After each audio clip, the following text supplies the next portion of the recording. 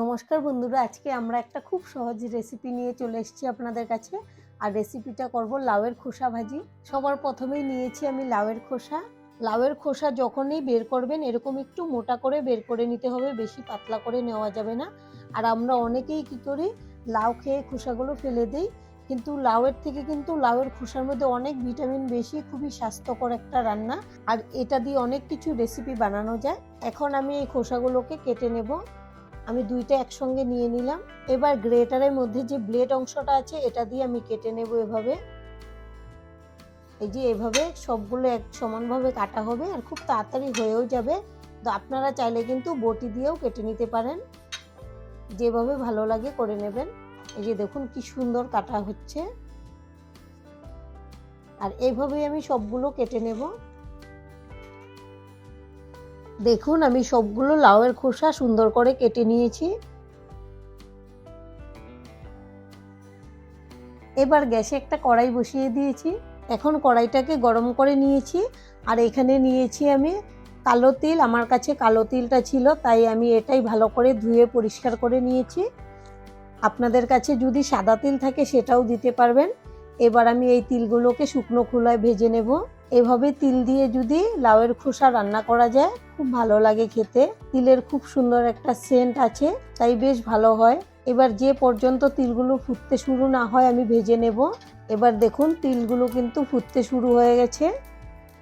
এগুলো আর বেশি ভাজার দরকার নেই, আমি নামিয়ে নেব। কড়াইটা আবারও বসিয়ে দিলাম। এখন দিয়ে দেব অল্প সর্ষের তেল।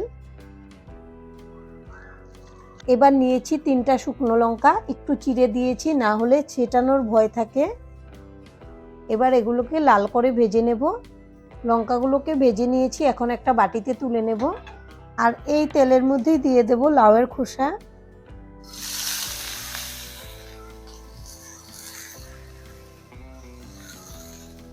এখন দিয়ে দেব স্বাদ অনুযায়ী লবণ। আর বন্ধুরা, আমরা কোনো সময় লাউয়ের খোসা ফেলি না।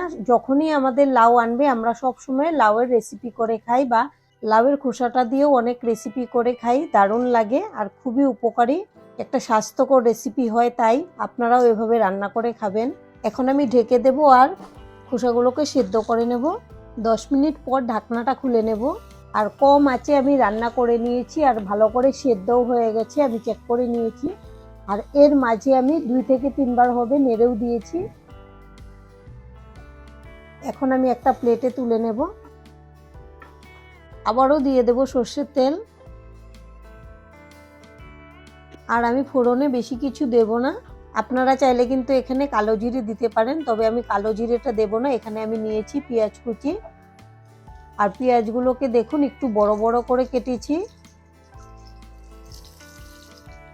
আমরা লাউয়ের খোসাগুলো যেরকম বড় করে কেটেছি ঠিক তেমনভাবেই কেটে নিয়েছি পেঁয়াজগুলোকেও, যেন লাউয়ের ভাজির সঙ্গে মুখে লাগে পেঁয়াজগুলো। আর এই পেঁয়াজগুলো কিন্তু আমি লাল করে ভাজবো না, শুধু একটু নরম করে নেব। আর এখানে নিয়েছি হলুদের গুঁড়ো, হলুদের গুঁড়োটা দিয়ে দিচ্ছি। আপনারা চাইলে এর মধ্যে মশলা অ্যাড করতে পারেন, তবে আমি কোনো মশলা দেব না, খুব সিম্পলভাবেই করছি, আমি আগেই বলেছি। এটা আপনারা যেভাবে রান্না করবেন সেভাবেই কিন্তু ভালো লাগে। এখন কিন্তু পেঁয়াজগুলো সেদ্ধ হয়ে গেছে। আর আমি ঝালের জন্য নিয়েছি কয়েকটা কাঁচা লঙ্কা চেরা। আপনারা আপনাদের স্বাদ অনুযায়ী কাঁচা লঙ্কা ব্যবহার করবেন। লঙ্কাটাকেও ভেজে নিলাম। এবার দিয়ে দেব লাউয়ের খোসা।